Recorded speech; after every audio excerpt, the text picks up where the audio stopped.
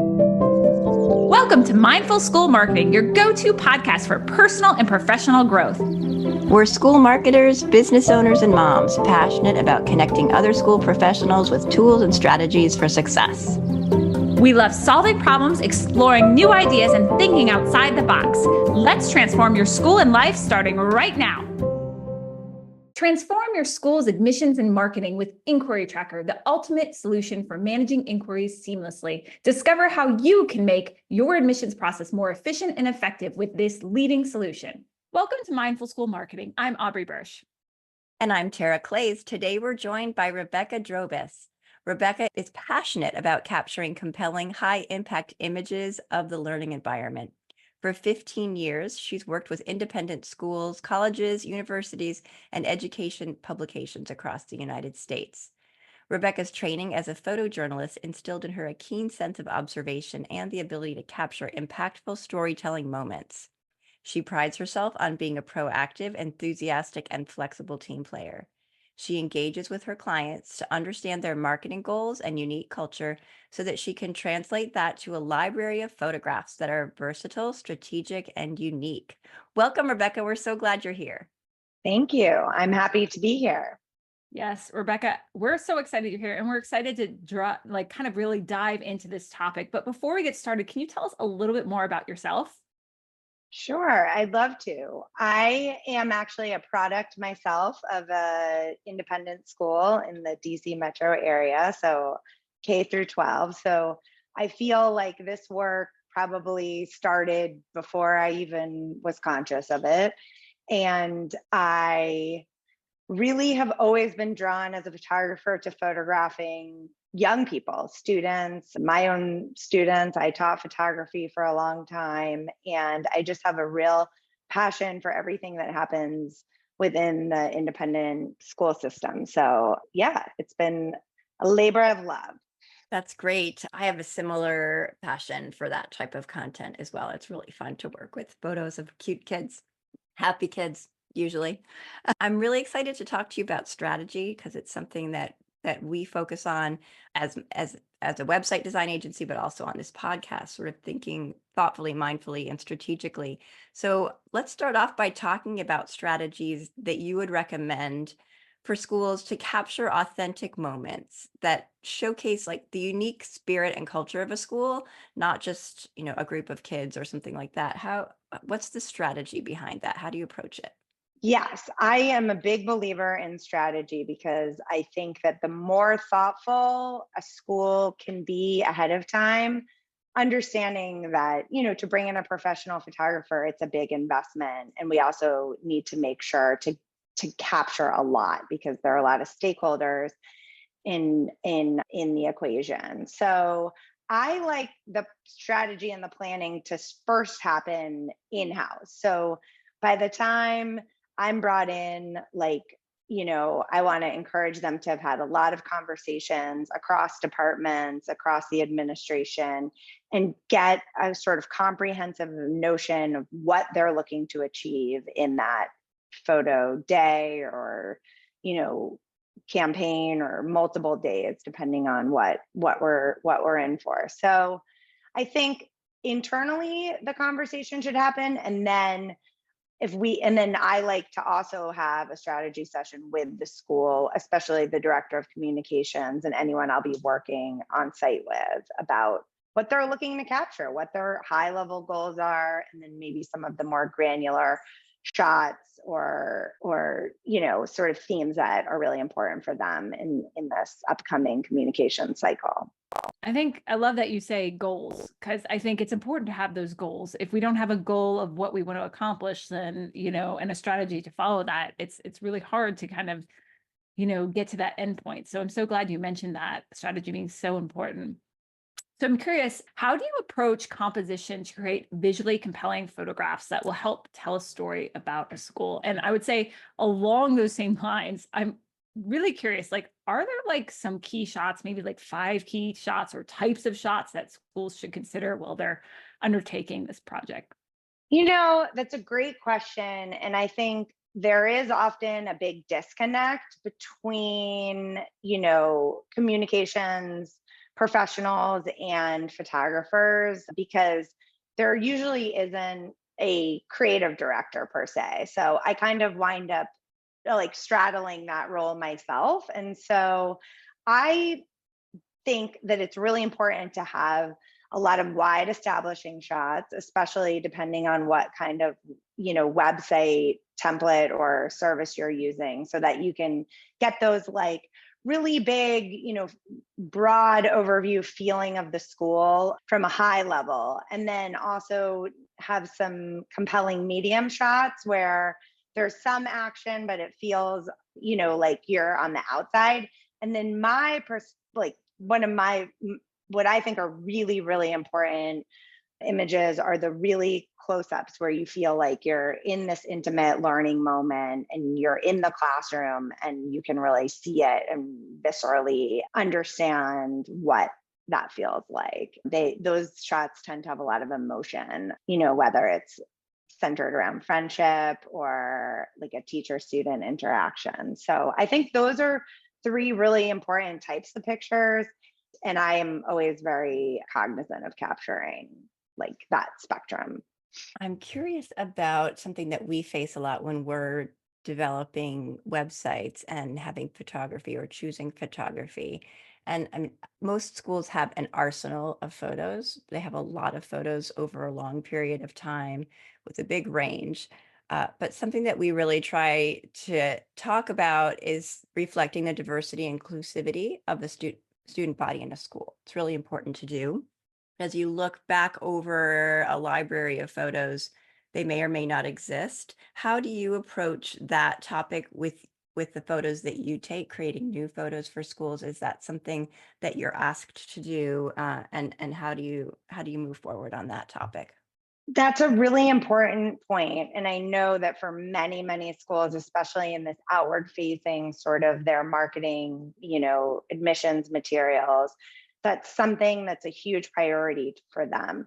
I would say that the longer I've been embedded with a school, the more I can really understand their unique setup in terms of diversity and what they're looking to highlight and sort of what their brand is. But for newer schools, I think I really rely on their cues for that.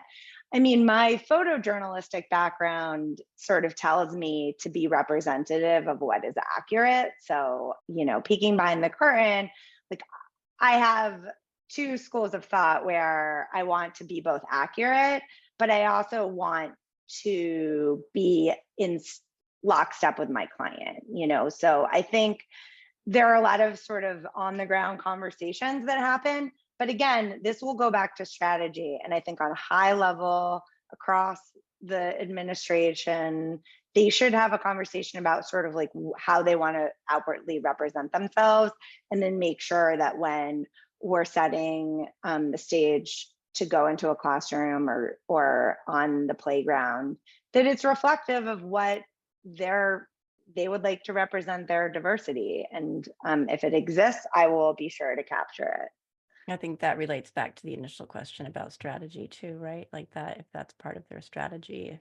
Thank you. Yeah, I appreciate what you said there too. I think it's important for them to be authentic about everything, right? We having the conversation, but also, you can't create something that doesn't exist. So as long as it's part of a strategy and it's part of what they're working on as a school, I think then, because it's in alignment with what their values and mission are and what they're doing for their school. And then you have those strategy sessions with them and then you can execute. So I appreciate you all talking about that. I'm curious, something we really didn't touch on yet, which I think would be important, is why photographs? So often I do like audits or, of like online presence, and I get to the website and it's a whole bunch of text. But, why should a schools consider photography and like the power of photographs when they're thinking about their marketing, when they're thinking about, redesigning their website? Like what's the importance of that? What sort of data is out there, and what do we know about how humans react to photographs? Well, you're talking to a very biased source here, but photographs are incredibly powerful and valuable because they have the capacity to tell a story in a very rich, multi-dimensional way that sometimes words cannot. And they also have, the power to arrest and grab your attention so that, you think about why the lead photo on a website or a brochure or a magazine is incredibly important because it's compelling and it draws you in.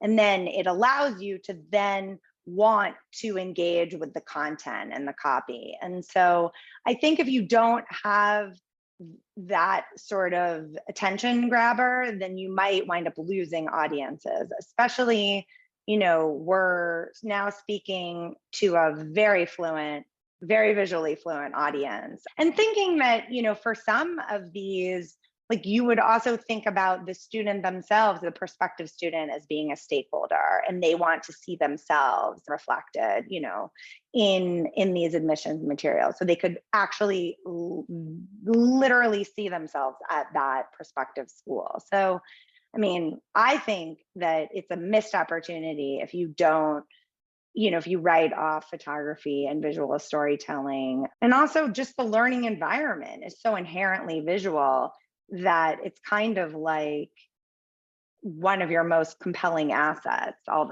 the colors and the engagement, and kids themselves are just incredibly interactive and dynamic. So why would you neglect that as one of your key assets as a marketer?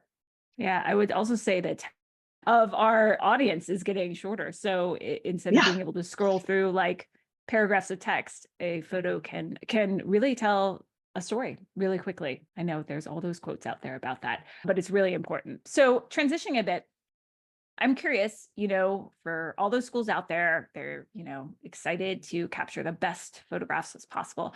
What lighting techniques or tools do you suggest to achieve vibrant and engaging images, both indoors and outdoors and on campus? I think this is a huge one. Yeah, Someone who well, does video- yeah. And the lighting in schools, yeah, oftentimes, not the great. best lighting. Fluorescent lights over top, or Yes. That's a great question. I wish I had like a great answer, but I think that is probably also one of the biggest arguments to hiring a professional who's going to be able to bring supplemental lighting into a situation. Notoriously, like, favorite areas of school, like the science rooms and the STEM labs, and some of these classrooms and gymnasiums have this really terrible fluorescent overhead lighting. And then you also run into this mixed lighting situation where you have tungsten meeting fluorescent meeting daylight, and it's tricky. And it's one of those things where it's tricky as a professional who's been dealing with it for a long time. I bring supplemental lighting, like depending on what the needs are. Like I have small and medium sized kits, but honestly, anyone who's really understanding what's going on could also make do with the natural light. You just really need to position yourself in relation to the light source and then sort of understand where your subject is in relation to the light source. So again, like I could give you some really granular tips, but I would say that I think, bringing in a professional who's going to be able to deal with those things. A lot of times I'll also be perfectly candid that I find that putting a strobe, like a flash in the face of a small child, can be really distracting. And then they sort of might change their behavior accordingly or become self-conscious.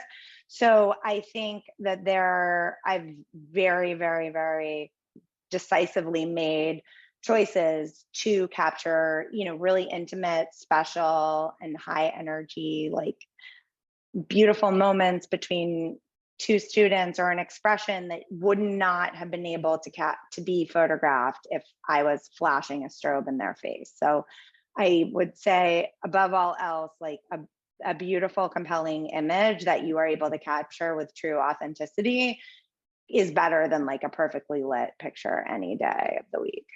How about post-production? Can you repair any of that with filters and things like that? Is that more of a thing now that it used to be? Yeah, I mean, I think also having a keen sense of what is called white balance is really important. So that's like understanding how to work with the mixed lighting and getting it to something that would be I guess just not distracting and representative is really important. So there's some stuff you can do in post production. I don't really believe in like fixing it in post because again, my photojournalistic training is not like that's not my first instinct, and it's expensive, and it's an investment that I think you can really front load a lot of that work by actually just getting it right in the camera. But yeah, there's definitely some tools that Photoshop can, and it's getting better and better. So there's things you can do to get it back on track. Yeah, well, I guess moving on from that idea, for schools who are taking their own photos, I mean, you've shared some good thoughts and some reasons why you would hire a photographer, a professional photographer, and outsource that. But what advice would you have for schools taking their own photos in terms of managing them, preparing for them, and then even, organizing them for use on multiple platforms, kind of grouping them together or that type of thing? Yeah, absolutely. I mean, I believe that it shouldn't be only your archive should be built by the majority of the photos, the day in day out ones should be taken in-house by teachers or communications folks or whoever sort of is the best equipped to jump into the situation to capture what's happening. So I'd say there are a few things you can do if you have a single lens, an advanced professional camera. I mean, a very helpful tip is, first of all, getting it, like upgrading that camera. I've definitely walked into very well resourced schools and like their camera is 15 years old. And I mean, that just with the technology being as it is and being and knowing like how important those images are, I would recommend getting a camera that's like that's been manufactured within the last 2. And then something really easy that you can do is upping the ISO, like making it more sensitive to dark situations if you have to photograph a performance in a theater or a sporting event inside. That's a really easy thing. Investing in a fill flash can help a lot, like clean up some of those dark spaces. And then also just getting closer. I think that a lot of times people like either are nervous or they don't want to interfere, or I had this photography teacher was like, if it's just use that foot zoom, don't stand in the back of the room and take pictures of the back of people's heads. Like that's pretty obvious, but so many pictures wind up being like, you need to get your on the level, like your camera should be in their eye, like eye level to them, not from above, not from from below. I mean, there are reasons why you would do that, but I think that you can really improve your photos by getting like in the action as much as possible with the actual your body versus a zoom. I think that can be really helpful. And then to answer your question about how schools should be organizing their photos, I mean, there's such a wide variety of like approaches that I've seen, but I think schools should organize their photos and they need to back up their photos and they need to archive their photos because like all of us, it's not it's not if you experience a data loss, it's when you experience a data loss. So if you don't have all that backed up, I still have schools like 2 years later that are asking me for their pictures. And I mean, I have them because I have a data management system, but they need something that every, person who's utilizing those materials can access. So it's not an undue burden on the comms department. So there are many systems out there, like some of my schools use Vitagami or final site. So I just recommend like whatever is going to work and just making it easy and universal for everybody who needs access. So it's not like this one employee who then leaves the school and no one can find a single picture for a year. So And labeling them, titling them. Oh my yeah, goodness. IMG_56732 is not going to help you when you're no, trying to having, look for a photo. Yeah. And having a really smart file naming system and Yeah. inputting key metadata points and embedding information is like very essential. yeah, and tagging. I think there's been a lot because I just came from an interesting conversation with a whole bunch of small school leaders, and they're trying to Mm, find the perfect platform that allows both uploading, I don't think it exists, both uploading, sorting, tagging, and then widespread usage for a lower cost. And there's really not much out there right now. So, but it is important because they were saying, like, if you could type in sunset or mm. football field or something, and then be able to search. So it's interesting. I love the idea that you said that multiple people should access because it is so hard, especially in schools where people are transitioning in and out. If someone leaves, where are the Yeah. photos and can people find Yeah. them? You need like a clear workflow and, like a hierarchy of, right, because it can't just be one person managing all of that. That's really setting yourself up for disaster. So yeah, maybe there'll be a solution. And I think since everyone is always wanting to talk about AI, I feel like that might be a place where for some of that those search functions, that could be a place where that could be really an asset, but I don't think we're quite there yet. Hopefully soon. Thank you. Shifting gears a little bit through the lens of our podcast, obviously it's the Mindful School Marketing Podcast. We talk about mindfulness and how it applies to independent schools. So what does mindfulness mean to you and how does it apply to taking photos for schools?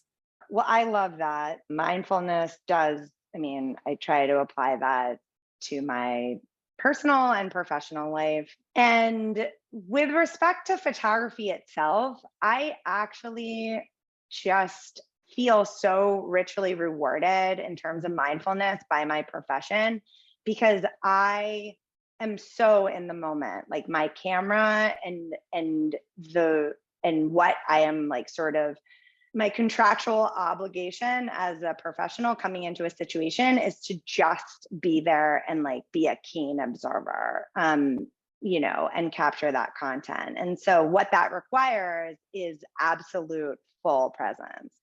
I oftentimes leave like a full shooting day feeling like so exhausted and so uplifted at the same time because I've fully been immersed in this experience. And so I feel like you have to have eyes in the back of your head and you have to be really highly sensitive in order to take it all in and be able to capture it and then be thinking as well as executing. But it takes you out of all your to-do lists and all of the other like nagging thoughts in your mind because you are just doing your craft. So yeah, that's my job. Love it. Thank you so much. This has been really interesting and helpful. And I know that you and I have started working together a bit. And so I know how much the photography means to schools for their marketing, right? So as marketers, you can't do it without imagery. And going back to Aubrey's question about why photography, I mean, how could you not? It's like, how could you not have a website? How could you not have photographs? If you have a website, I mean, and you don't have good photographs, your website is not going to be a good website. I really believe that photography is critical, critical, critical. So it's been helpful to talk about it. And I love the little tips. The ISO thing, don't even really have a clue how to do that, but I'm going to look it up. So thank you for sharing all that. We are now going to move on to our rapid fire questions. So if you're ready, start with the first one, which is my favorite. If you could put one book as mandatory reading on the high school curriculum, what would it be?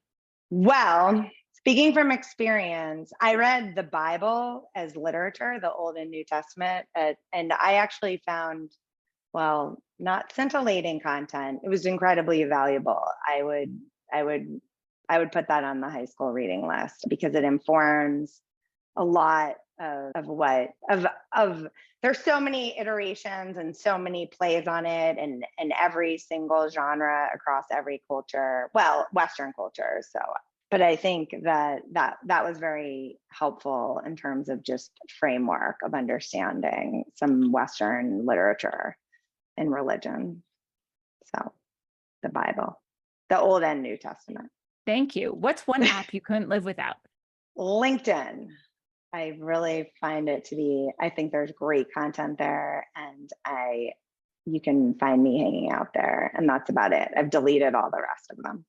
Good for you. I don't even take the time to look at LinkedIn these days, but I see comments when they come in. What are you reading right now? It's summer, so I'm just straight into my, murder mystery novels. So I like to turn the brain off. I think it's really important. So, and I'm an audio book consumer, so I have many queued up. I'm also going to listen to Ellen Hildebrand's. That's my, summer guilty pleasure. Just, I like to turn it off. That sounds amazing. What is one great piece of advice you'd like to leave us with? I mean, just do what you love. And that is so contrite, and it's been said so many ways by so many people, but I can't imagine spending so much time in a profession. We work so hard in this culture, and when our lives flash before our eyes, we're going to have spent 8, 9, 10 hours a day in our offices or in our respective careers. So just keep searching high and low until you find something that just really calls to you and brings you a lot of satisfaction, because it's important, and that's your time, and it's like, that's all you got. You got one shot. Excellent. Thank you so much. This has been great, Rebecca. Where can people find you online? Well, I'm on LinkedIn. I like to hang out there, and I find it to be really an interesting place to consume content and post content. And then I also have a website, RebeccaDrobis.com. So Rebecca, this has been amazing. Really appreciate this conversation. Yeah. Well, thank you for having me. It's been really fun. Thank you. Bye. This episode is brought to you by Enquiry Tracker. We believe that every inquiry is an opportunity, and with Enquiry Tracker, you can unlock the full potential of your school's enrollment journey. Say goodbye to missed opportunities and hello to a streamlined admissions process that prioritizes efficiency and effectiveness. Discover the leading solution for school admissions and marketing. Visit inquirytracker.net to book a personalized demo today. That's inquiry with an E, tracker.net. Thanks for joining us on the Mindful School Marketing Podcast. We'd love it if you pop into iTunes and leave a review, 5-star preferred. Let us know how you like the show. It helps us improve what we're doing and helps others find us too.